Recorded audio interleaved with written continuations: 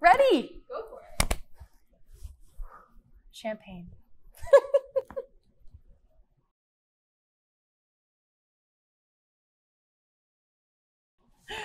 Champagne is sparkling wine, but not all sparkling wine is champagne.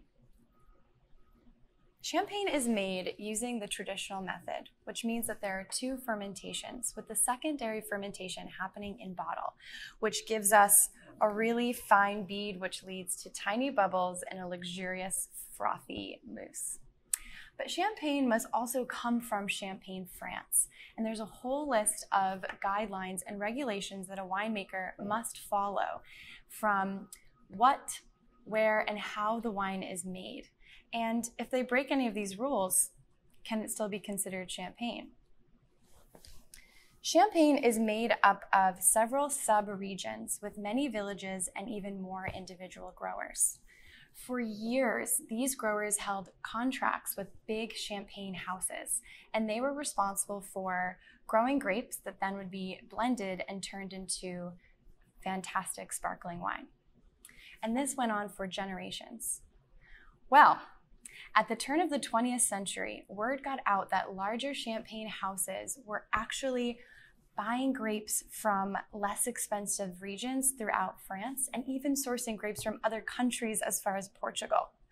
Needless to say, growers were livid. They were working so hard in this cool growing climate to grow grapes, and all along their grapes were being favored.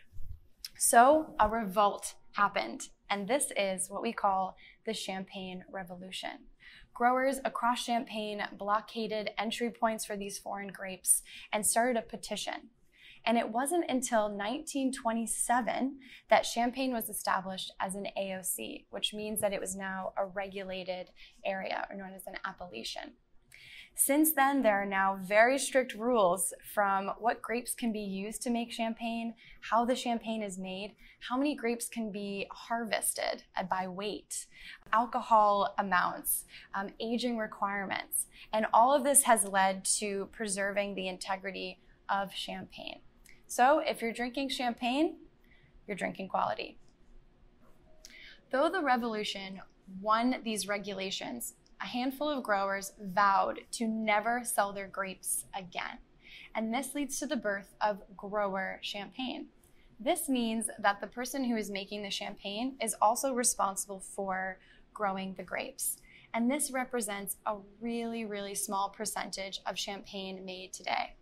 Many of these families still have preserved these contracts with larger houses, where others have broken the mold. We know of certain growers who have decided to, when they've inherited their family's property, or rather their family vineyards, they have decided to break their contracts and become a grower champagne themselves, which is really exciting. And at Dedalus, because we champion producer story and we're really obsessed with our growers and amplifying their voices, we are so excited to represent grower champagne at our shops and on our wine lists. So if you are excited by grower champagne, or maybe by champagne in general, how do you know if the bottle of sparkling that you're grabbing is in fact champagne and is then a grower champagne? Let's look to the label to find out more. Let's check it out. So let's look at Dhondt-Grellet. So this is a champagne made in a Grand Cru village of Cremant. Now let's see if Adrien Dhondt-Grellet is a grower or a house that is purchasing grapes. If I turn to the back, I see that there are a series of numbers, and in front of those numbers there are 2 capital letters. This combination of letters will actually tell us the relationship between who grew the grapes and who made the champagne. In the case of grower champagne, you will see an RM. This means Récoltant-Manipulant. So this means that Adrien not only grew the grapes, but also used his own grapes to make the champagne. If Adrien had purchased the grapes from a neighbor or another place within Champagne, he would have to write NM, which means Négociant Manipulant. Negociants purchase grapes to then make their champagne. Let's meet some of these growers.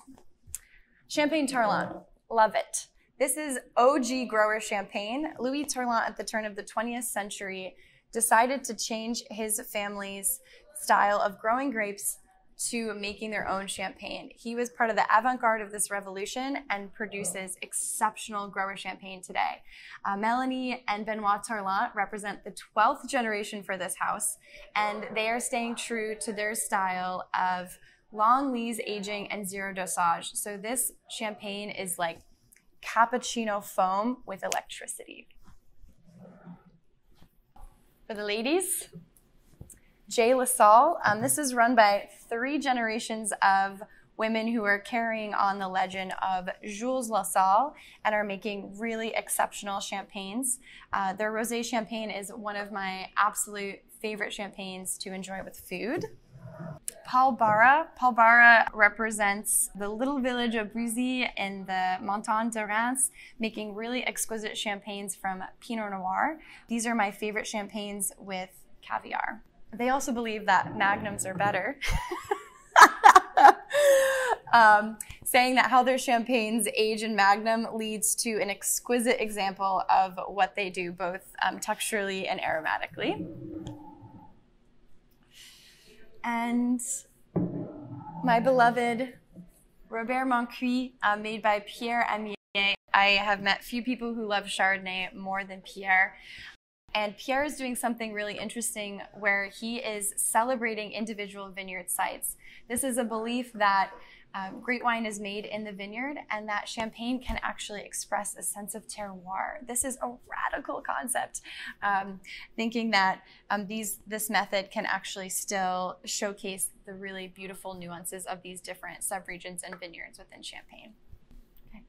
Champagne Fleury. So Champagne Fleury is important to us because they were one of the very first grower houses to farm biodynamically in Champagne. Now, Champagne is a fairly cool region at the most northern growing limit in France. So all of this to say, farming without chemicals, really challenging. But Fleury was not afraid, and they do everything naturally and have a fairly light touch in the vineyard and incorporate things that help build kind of a full circle ecosystem, working with draft horses and compost to fertilize in the vineyards, and are producing really very exquisite champagne the natural way.